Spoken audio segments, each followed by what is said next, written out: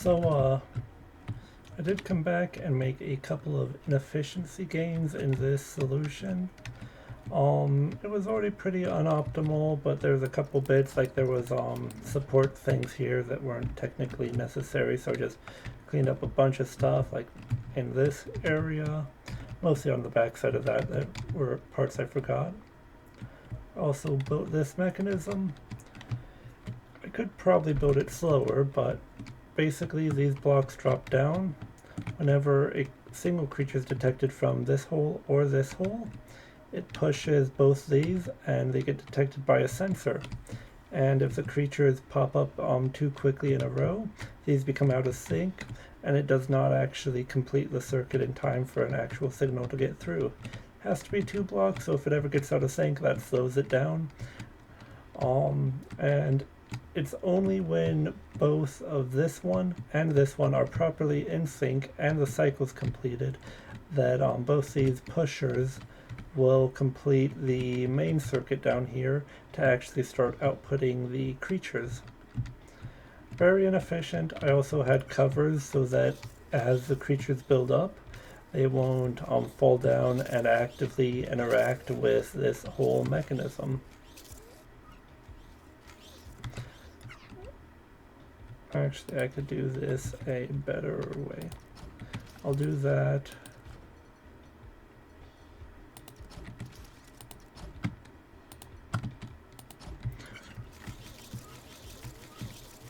That's mostly in case falling creatures actually push their way in, because eventually that would be a problem. I'm not entirely certain if this solution will actually be able to complete, because if the level of the creatures rise too high, it might jam up this section and they might not be able to get out, but they might be. I don't know, I've never seen it run long enough. Oh, there we go, first one at over 300 cycles.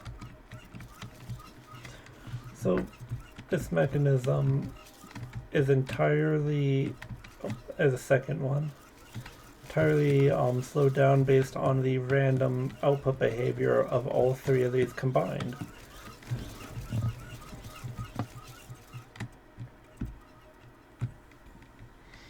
Now, while I was building this, I did have an idea for an even slower, less efficient mechanism. There's 4. An even slower and more inefficient mechanism than this. But it's for my previous inefficiency solution record holder, which is on Training Grounds 4. Now that one does crash before it runs to completion, but I have never successfully gotten a video record of where it crashes, so I will eventually find out where that solution crashes.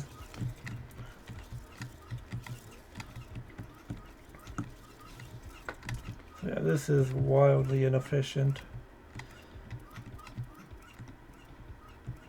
So there's 5 at 1.3 thousand cycles. When I have run this for longer trials, depending on the trial, approximately one of these gets put out every 200 to 300 cycles.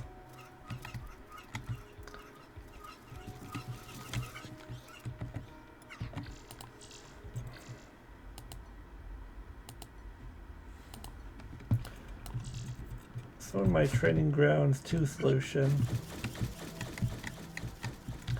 I have sped up the input of this just to basically make a point. So here, every other block is pushed forward while one's pushed up. And eventually half of these drop off the edge after they build up high enough, or all of them that end up going directly up will make it into the rest of the mechanism to be fed back and forth and back and forth. Now I'm not exactly sure how small of a space I could make a similar block splitting pushing mechanism where every other block gets pushed off the edge.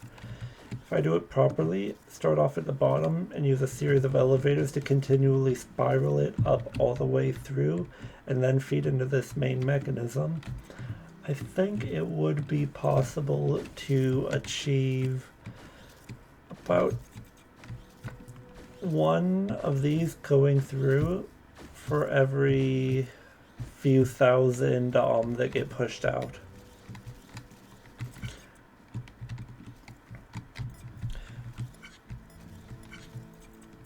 Now the plan would be to pretty much line the entire bottom platform so that the entire bottom level is splitting them out and pushing them out, and then feeding along the entire wall, spiraling up. And then after that, there would be a platform on top of that mechanism where it basically uses the same concept to just feed back and forth as inefficiently as possible. But because it's only one out of every couple of thousand actually feeding through, the fill-up time for this would be significantly increased. It's kind of the base concept right now, and I did use some pretty liberal estimations. I think I can make a mechanism that does that using less than 20 blocks, and I did some rough calculations assuming that it would take 20 block spaces to make a mechanism like that. I personally think I can do it more efficiently, but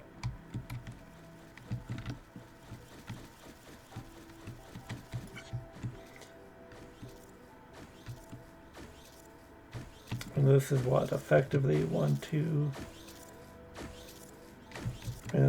is less than 20 block space already, so I know for certain that it can be done more efficiently than that.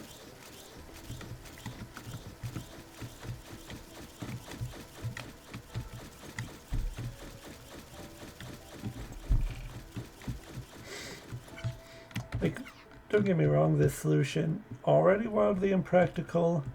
This solution already crashes the game. My meat product solution significantly slower than that already. Even if I run them both at slowest input possible, this one is by and far much less efficient. I do think that my exponential splitting mechanism concept would significantly outcompete either of these though. Rough estimate is that it would take longer than the Age of the Universe to actually run to completion.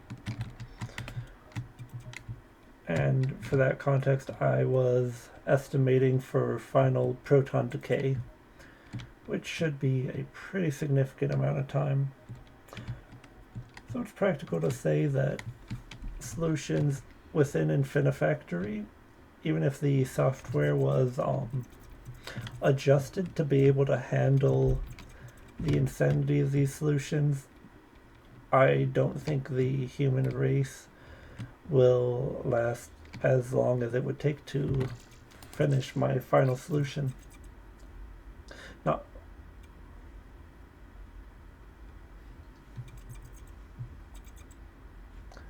Now, I haven't unlocked all of this because I haven't beat the game yet, but it's entirely possible that you could build even less efficient things than this.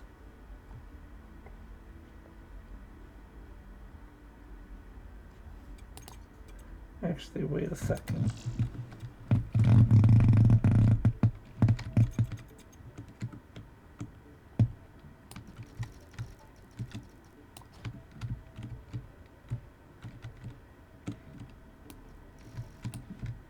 Now I'm kind of curious which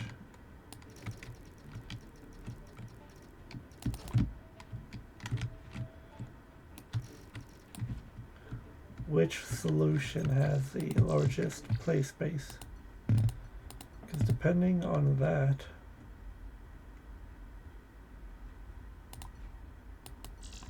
it actually might be super simple to make a splitting destruction mechanism. Any level that has excavators or lasers could probably make a very efficient one. So I think that I will probably eventually get to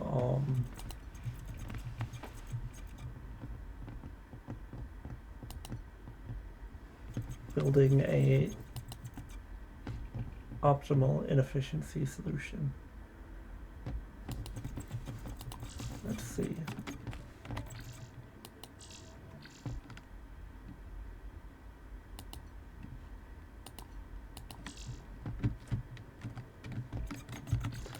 I think teleport experiment 1 would be best because the solution output has a pretty minimal size, so it would be easier to destroy as many as possible.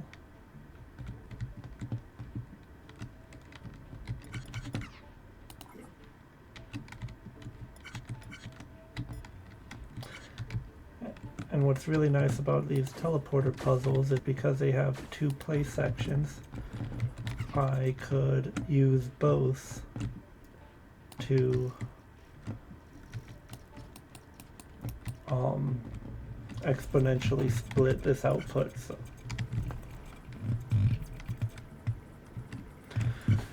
I'm not sure what the actual upper limit on cycle count is, but whatever it is, it's impractical.